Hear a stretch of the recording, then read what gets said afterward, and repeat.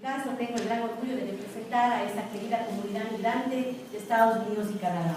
Agradezco por el espacio, de igual manera a las compañeras que están acá compartiendo la mesa y también a los líderes que se encuentran acá, los organizadores sociales. Comentarles que tenemos el gusto de tener esta mañana a nuestro compañero asambleísta electo por Latinoamérica, Mauricio Zambrano, que está calientito, recién viene de Venezuela. Así que creo que vale la pena darle un camino y a la fe de Cornell, porque acaba de venir. Por supuesto, a esta que ustedes ya tuvieron el gusto de conocer, es una compañera que pues, va a representar a los migrantes de Europa, Asia y Oceanía. Bien, en términos de nuestra... Quisiera dividirme mi presentación en tres partes, ¿no? Lo bueno de hablar casi al final es que ya mucho lo han cubierto los demás compañeros, así que eso nos da la posibilidad de acelerar un poco la presentación, pero vamos a hablar un poco del contexto, los aportes y los desafíos que tenemos en este marco normativo. Hace rato los compañeros en el panel anterior comentaban de todo el proceso que había de décadas para que finalmente podamos tener una ley de movilidad humana que nos permita incorporar una legislación dispersa, marcos normativos obsoletos, pero realmente era como que todo conspiró. Yo creo que la Constitución del 2008, pues obviamente nos da una ruptura paradigmática profunda de esta visión que teníamos los ecuatorianos sobre movilidad humana, ¿no? Esa concepción del hecho migratorio.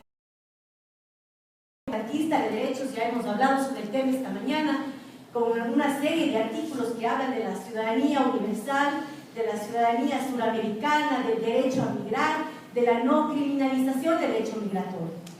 Ese marco normativo, pues sin duda alguna, despierta todo un ambiente pues de renovación, ya exigía el Ecuador, la sociedad ecuatoriana, los migrantes, de la creación de esta norma.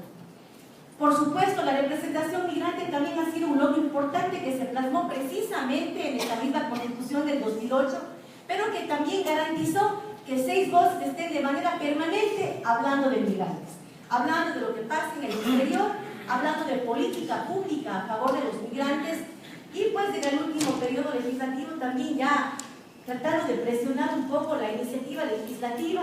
Como ustedes saben, somos parte del proyecto político también de autoridades de turno, al Viceministerio de Movilidad Humana en su momento, a la CENAMI también anteriormente.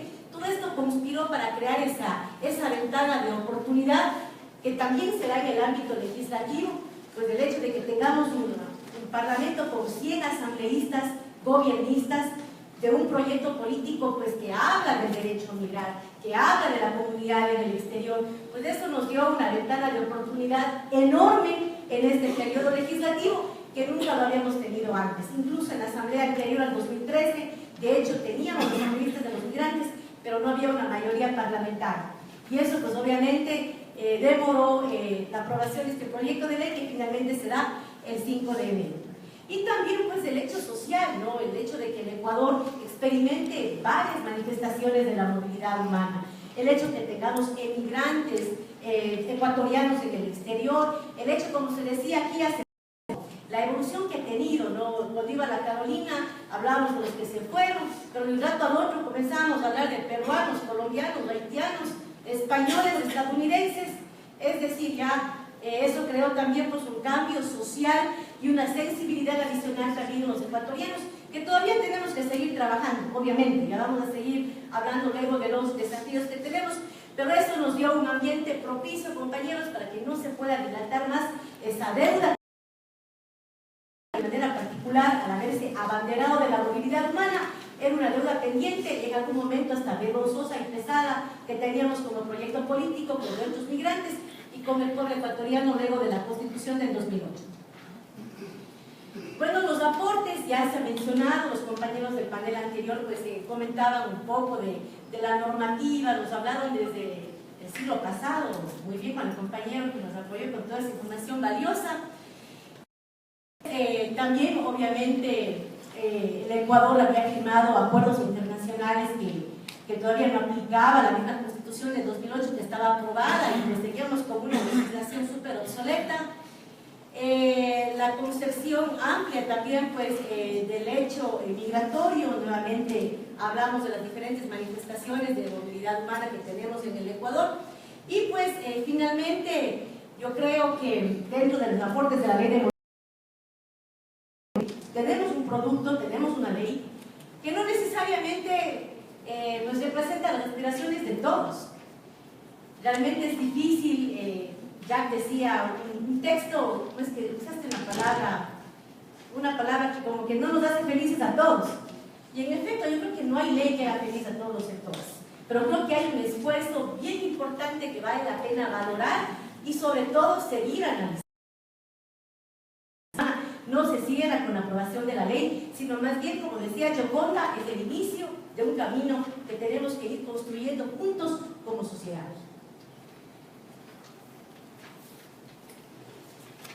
Ya Esther habló un poco del tema de la emigración. Como ustedes saben, la ley cubre pues, varios temas súper importantes. El de la emigración es uno de ellos, y bien se decía acá, en el debate original que teníamos como parlamentarios, las propuestas de ley que se han presentado antes, pues siempre han tenido como prioridad a los que se fueron. Que no éramos pocos los compañeros, casi 3 millones de ecuatorianos estábamos fuera.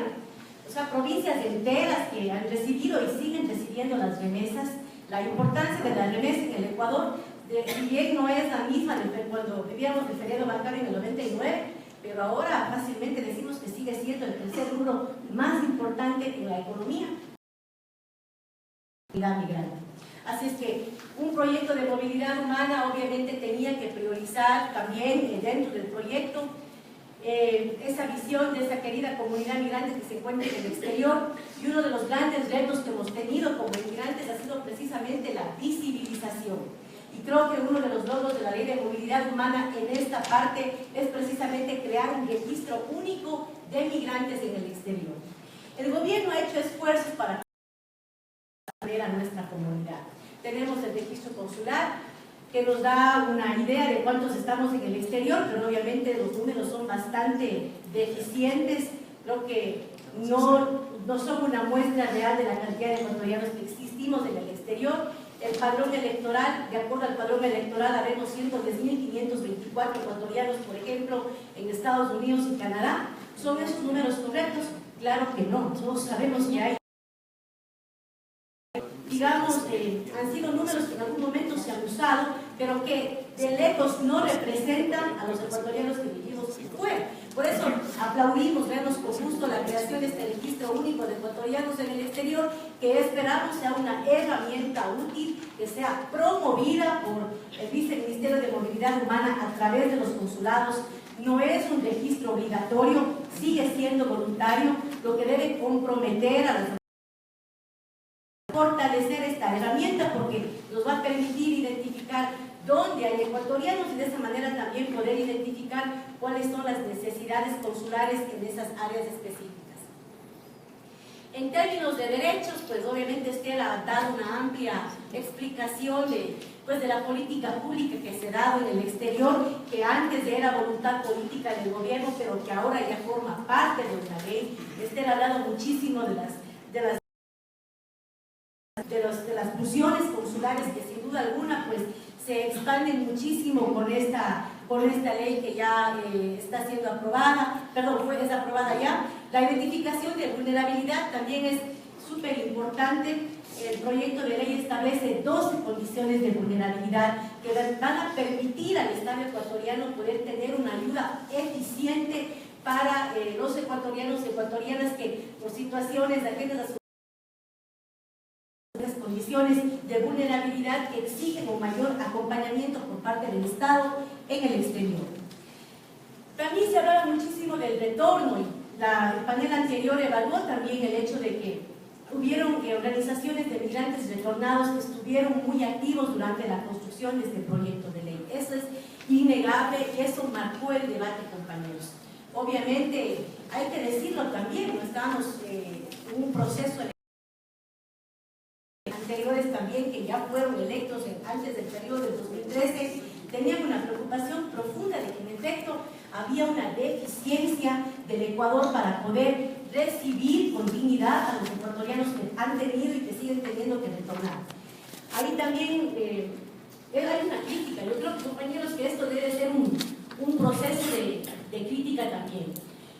Obviamente no pudimos responder a las necesidades de ese sector de migrantes retornados, no por una defensa, pero es también mencionarlo. El Ecuador estaba preparado solo para expulsar migrantes durante décadas, que se vayan y manden la plata, manda la plata y no vengas. Nadie se había preocupado de nosotros. En el momento que hay un gobierno, y hay que decirlo también, no hay que dar crédito, el presidente que habla del migrante y que venga, que el Ecuador les recibe con los brazos abiertos, en efecto, pues la gente se motiva y regresa. Pero lo que faltaba haber dicho es que estábamos en construcción, que es un proceso de construcción. Se han ido adaptando las instituciones, tuvimos la CENAMI, el viceministerio, instancias de apoyo a los retornados que han cumplido cierto rol, pero que obviamente se debe fortalecer, y creo que ese es uno de los retos más importantes que tiene ahora el nuevo presidente electo, Lenín Moreno. Poder articular, fortalecer esta instancia del Viceministerio de Movilidad Humana para que pueda dar cumplimiento a todo lo aprobado, porque si algo ha hecho esta ley, querida comunidad migrante, las preocupaciones que ustedes han tenido. El tema de la reinserción laboral, el tema del crédito, el tema del emprendimiento, compañeros. Nosotros hemos estado totalmente sensibles a esas realidades que ustedes han enfrentado, pero sin un marco normativo aprobado era complejo. Hace poco también ya mostró una lámina con una serie de aportes legislativos que hemos podido insertar en varias leyes, y es importante que alguien lo reconozca, porque muchas exterior, porque esta ley no estaba aprobada. Sin embargo, nadie o muy pocos han hablado de la transversalización del enfoque de movilidad humana que sí se dio durante este periodo legislativo, gracias al aporte de los compañeros del exterior, que hemos estado de manera permanente tratando de ver en todas las leyes, compañeros, no solamente en esta ley, en todo cuerpo normativo que se ha debatido en la Asamblea Nacional. Nosotros como subasambleístas hemos estado pendientes para ver dónde hay temas. Y en leyes que a veces uno ni siquiera se imagina, la ley de incentivos tributarios. Hay metimos, por ejemplo, un incentivo para la contratación de migrantes retornados mayores de 40 años. Probablemente muchos a lo mejor ni se enteraron, pero ahí estuvo también la ley del registro civil, el Código Orgánico General de Procesos, que también es un tema súper innovador, compañeros, que por ejemplo, pero que hace uso de la tecnología, por ejemplo, para que un migrante desde el exterior pueda interactuar con el juez y pueda dar su testimonio de manera virtual directamente con el juez, y que de esa manera la comunidad migrante en el exterior también pueda beneficiarse de la oralidad, que es uno de los grandes beneficios que se estableció dentro del Código Orgánico General de Procesos, por ejemplo. Continuemos entonces, hemos hablado ya del tema del retorno. Muchos de los aportes que se plasmaron en la ley vienen precisamente de esos aportes ciudadanos que nos han dado nuestros migrantes retornados. El tema de la inmigración, obviamente, de nuestros hermanos también que viven acá en el Ecuador, también pues han habido avances importantes, la reducción y simplificación de las categorías migratorias a partir de las condiciones de visitante temporal o residente. Aportes que van a hacer la vida de nuestros hermanos que deciden vivir en el Ecuador mucho más fácil. De igual manera, pues los derechos, reconocemos los derechos de los hermanos de otros países aquí también en el Ecuador. Yo creo que eso es importante, que haya estado plasmado en una ley, ya está ahí. De igual manera, el reconocimiento de la ciudadanía suramericana, como bien hablaba ya, porque es un paso muy importante hacia la construcción de la ciudadanía universal. Decía el compañero español, no me acuerdo de Diego, él hablaba de la ciudadanía universal y de los principios, pero yo estoy de acuerdo con lo que planteó Jack en su presentación, que la ciudadanía suramericana es un paso hacia la ciudadanía universal. Nosotros no podemos pensar que esté en un principio ya, chuso, vivimos en el paraíso acá, ya está la ciudadanía universal. Esto tendrá que ser un proceso de construcción, pero que sin duda la ciudadanía es un paso importante hacia esa construcción de ciudadanía universal, que tendrá que seguirse construyendo con el aporte ciudadano. De igual manera, los derechos de las personas en protección internacional también fue importante el debate entre, obviamente, los defensores de los derechos humanos. Y también hay que decirlo, el debate también entre aquellos compañeros que todavía tienen una visión securitista de la movilidad. El Ecuador es un defensor de la movilidad, pero dentro de nuestra misma sociedad tenemos diferentes visiones. Hace poco ya nos mostraba los resultados de cuánta gente le gustaría mayor control en las fronteras. Es decir, todavía tenemos una sociedad que debe ser sensibilizada hacia la movilidad humana, y ese es un reto que tendremos que seguir enfrentando. Como ya también 5 minutos. Bueno, voy a acelerar un poquito. Trata y tráfico ilícito de migrantes también. El tema de que se establezca un registro para la identificación y caracterización de víctimas de trata y tráfico es importante. Todos ustedes saben pues que el tema del trata es bastante complejo, sin un sistema para poder identificar los casos se hace muy difícil pues trabajar con este tema negativa. De igual manera, poder tener principios claros de actuación que ayuden a las autoridades competentes a atender a las víctimas de trata también era absolutamente necesario. Por supuesto, la prevención. También es importante que quede claro pues, la responsabilidad que tiene el Estado en general para precautelar en nuestra sociedad de estos fenómenos sociales que son sumamente dolorosos. Tema de la prevención, que la ley hable de prevención contra la trata y tráfico también pues, es algo bien importante porque da la pauta que va a haber ya un esfuerzo interinstitucional dedicado para este tema, para proteger los derechos de las víctimas de trata y tráfico, ¿no? De igual manera, las medidas de atención y protección que también quedan ya establecidas dentro de la ley. En temas de institucionalidad también, ahí también hubo un fuerte debate, obviamente, que hay una institucionalidad bien clara. Hasta ahora, bueno, aprobamos una institucionalidad que está pues integrada por 2 cabezas, por decirlo así. Tenemos al Viceministerio de Movilidad Humana, pues, que tiene todo el tema de derechos, el tema consular y demás, y el tema de control, que probablemente pues, se mantiene con el Ministerio del Interior. El presidente de la República debe decidir cuáles son las instancias para el tema de movilidad y para el tema de control. Y que se peleó, conseguimos pues, tener esas 2 cabezas de la institucionalidad, pero me parece muy importante, por ejemplo, el hecho de que se haya podido aterrizar también la responsabilidad que tienen los gobiernos autónomos y descentralizados. Eso creo que es súper importante, sobre todo para el tema del retorno y también para el tema de la migración. Pues, usualmente el migrante llega a la provincia, en la Amazonía, y nosotros creíamos que era responsabilidad del gobierno central atender a ese migrante, darle la bienvenida a ese migrante. Pero resulta que también los gobiernos autónomos descentralizados tienen también y no han hecho absolutamente nada para poder ayudar a ese migrante a reinsertarse en lo económico en su provincia. Prácticamente solamente el de Pichincha ha sido el que ha estado a la vanguardia del tema de movilidad humana aquí. Entonces no puede ser una voluntad del prefecto, tiene que ser una responsabilidad que está marcada desde ley. Con entusiasmo el hecho de que finalmente se haya dado competencias sobre temas de movilidad humana a estos gobiernos autónomos y descentralizados. La migración riesgosa, que también es un tema que nos ha convocado a nosotros.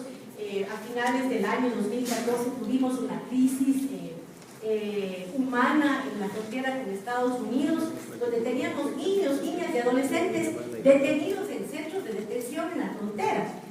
Ese tema es sumamente triste y doloroso. Nosotros desde la Asamblea Nacional hicimos una campaña de visibilización, pero obviamente se necesitaba que esta problemática se visibilice en la ley para que haya esfuerzos institucionales de varios frentes para combatir la migración riesgosa, sobre todo en provincias como por ejemplo Cañar, donde lamentablemente migrar porque ya es de hecho parte de la cultura. Para poder cambiar esa mentalidad de la gente de esa provincia, ya desde algunas décadas, es importante por ejemplo que dentro de la ley, como quedó marcado ya, se hagan esfuerzos desde el tema educativo, desde la escuela, colegio, un sistema de acompañamiento para que se sensibilicen desde niños, nuestros adolescentes, sobre los riesgos que significa una migración de manera irregular, por ejemplo, hacia Estados Unidos. De igual manera que hay un compromiso por parte de las instituciones de comunicación, en este caso pues las instancias de comunicación, para que se desarrollen pues planes de prevención a través de medios de comunicación masiva, que ahora también tienen responsabilidad sobre programas que sensibilicen a nuestra comunidad para que se prevenga la migración de manera irregular. Por último, nada más los desafíos que me parece bien importante mencionar. Nuevamente, la brecha de implementación. Nos demoramos 15 años, como decía, no 8 años, como decía Jan Ramírez, en aprobar las 15 leyes que fueron dadas desde la constituyente. Nos demoramos, ¿cuántos? 10 años, ¿no? ¿Cuántos eran? 8 años. En aprobar todas las leyes que eran mandato constituyente, recién acabamos ahora. Y obviamente, de acuerdo a los estudios en Latinoamérica, en la región, tenemos la aprobación de la ley y la implementación.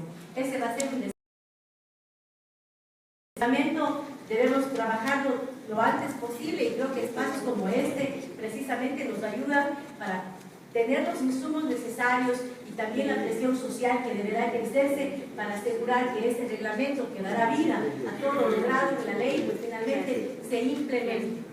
Y el rol de la sociedad civil, de la academia, es importante,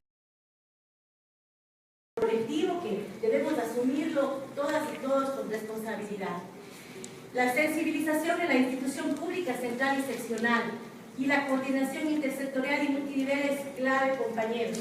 La CENAMI, el Viceministerio de Movilidad Humana, no han sido tan exitosos porque lamentablemente no han tenido un programa articulador de todos los esfuerzos. En su Ministerio de Cultura hace una cosita, el Viceministerio otra cosita, el de Deporte por acá. Ponga a todos los actores, a ver, ¿qué tienes tú? Vamos a desarrollar este plan para los migrantes en el exterior, para los retornados. Y creo que ahí, por ejemplo, Lenín Moreno, de manera muy acertada en su campaña, plantea un gabinete bimensual para temas de movilidad humana. Y que nosotros esperamos que este espacio sea precisamente un espacio importante de articulación que le permita al Ejecutivo, con la Asamblea y con la sociedad civil, pues seguir trabajando por el perfeccionamiento de la política pública a favor de la movilidad humana. Muchísimas gracias.